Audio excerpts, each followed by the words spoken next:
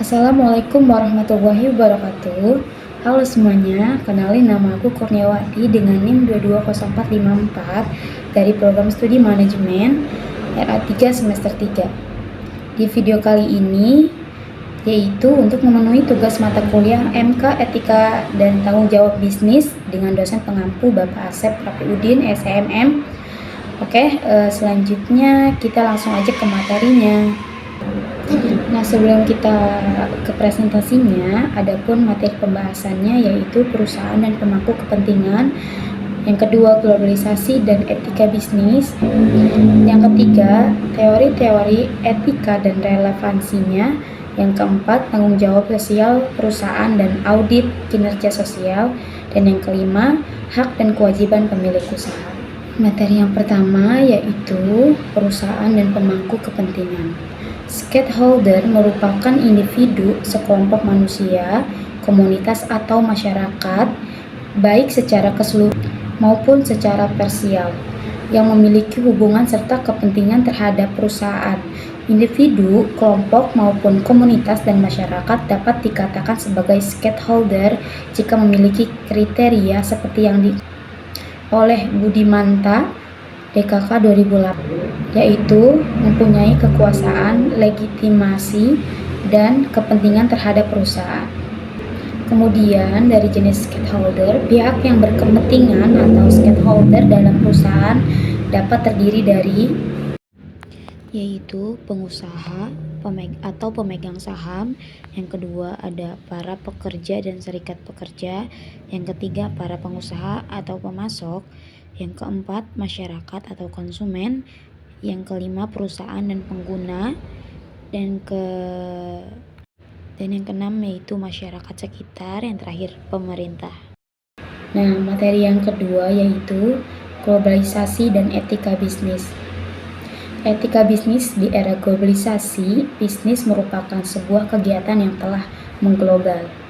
Setiap posisi kehidupan diwarnai oleh bisnis dalam lingkup yang besar. Negara pastinya terlibat dalam proses bisnis yang terjadi. Adapun isu-isu dalam etika bisnis internasional. Dalam pelaksanaan bisnis yang melibatkan bisnis internasional, akan selalu ada kendala dalam membentuk munculnya isu-isu. Isu-isu etis yang paling sering terjadi terkait ketenaga kerjaan, hak atas manusia atau HAM, lingkungannya, korupsi, dan tanggung jawab sosial perusahaan. Isu ketenaga kerjaan sendiri, yaitu isu yang sering muncul dalam kategori ini, adalah memperkerjakan karyawan tanpa kontrak yang jelas dan mendetail, mempekerjakan SDM di bawah umur, gaji atau bayaran yang jauh di bawah standar, kondisi dan lingkungan kerja yang buruk dan tidak mendukung, kebersihan lingkungan kerja, keselamatan kerja tidak terjamin, dan kurangnya pelindungan karyawan. Perusahaan yang berskala multinasional seringkali melibatkan SDM dari berbagai latar belakang dan budaya. Karena hal tersebut, perusahaan dilarang melakukan diskriminasi dalam bentuk apapun. Pegawai akan diperlukan sesuai dengan posisi, tanggung jawab, kewajiban, dan haknya masing-masing. Selanjutnya yaitu isu lingkungan. Perusahaan di negara maju seringkali sangat ketat dalam penerapan kebijakan lingkungan seperti polusi, pembuangan bahan kimia pabrik, penggunaan bahan-bahan kimia berbahaya, dampak pada hutan, dan sebagainya. Ketika perusahaan tidak memperhatikan isu lingkungan dan bersifat abai, maka perusahaan akan dihadapkan pada resiko penerima protes dari peneliti lingkungan hingga pemerintah, protes masyarakat sekitar hingga pemboikotan. Yang keempat yaitu korupsi. Korupsi sendiri adalah penyelewengan atau penyalahgunaan uang negara, perusahaan, organisasi, yayasan, dan sebagainya untuk keuntungan pribadi atau orang lain. Hal ini menyebabkan banyak dampak negatif bagi perusahaan, baik secara langsung maupun tidak langsung. Yang terakhir yaitu tanggung jawab sosial perusahaan. Adalah tindakan memedulikan lingkungan sosial sekitar perusahaan melalui pembangunan fasilitas, beasiswa pendidikan, pinjaman modal pada UMKM dengan angsuran ringan, dan lain sebagainya.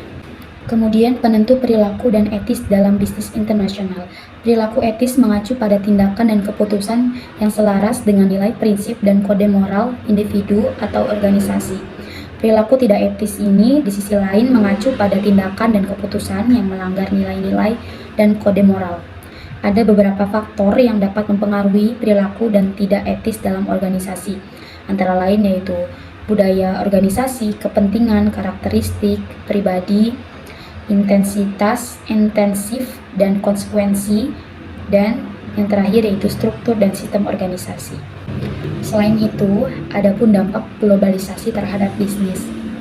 Dampak globalisasi pada dasarnya memberikan dampak pada perekonomian bisnis, entah itu secara langsung maupun tidak, di mana globalisasi pada perekonomian sendiri dapat dikatakan sebagai suatu kehidupan ekonomi secara global dan terbuka.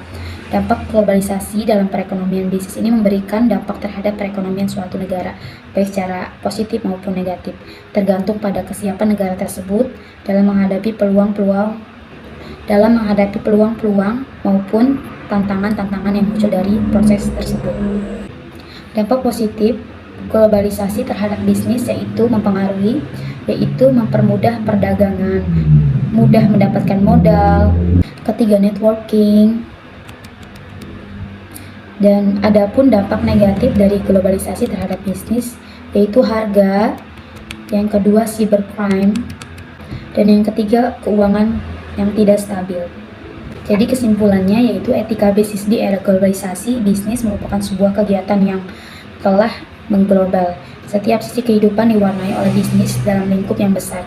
Negara pastinya terlibat dalam proses bisnis yang terjadi. Tiap-tiap negara memiliki sebuah karakteristik sumber daya sendiri sehingga tidak mungkin semua negara merasa tercukupi oleh semua sumber daya yang mereka miliki. Yang ketiga yaitu teori etika dan relevansinya.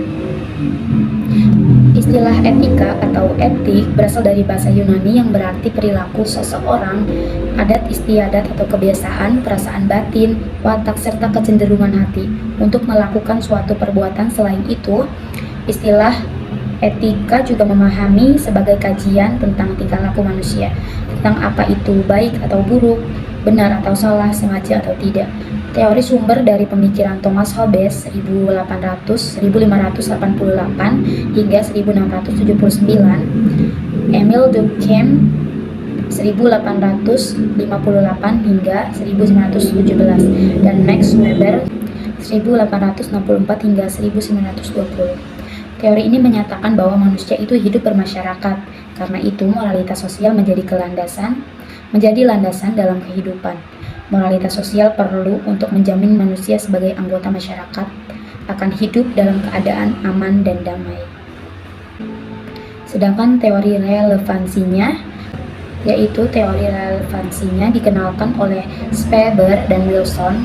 Kerangka utama dari teori ini adalah adanya komponen kognitif dan komunikatif dalam setiap tuturan manusia. Komunikasi selalu dibimbing oleh prinsip relevansi. 4 teori relevansi yang diungkapkan oleh Speber dan Wilson mempunyai pandangan bahwa proses komunikasi tidak hanya melibatkan proses encoding, transfer, dan decoding pesan. Prinsip-prinsip relevansi Speber dan Wilson, terdapat beberapa prinsip relevansi, yakni sebagai berikut. Yang pertama yaitu setiap ujaran mengandung prinsip relevansi. Yang kedua, tanpa memasukkan unsur-unsur konteks, pendengaran tidak dapat membuktikan keakuratan relevansi bahasa.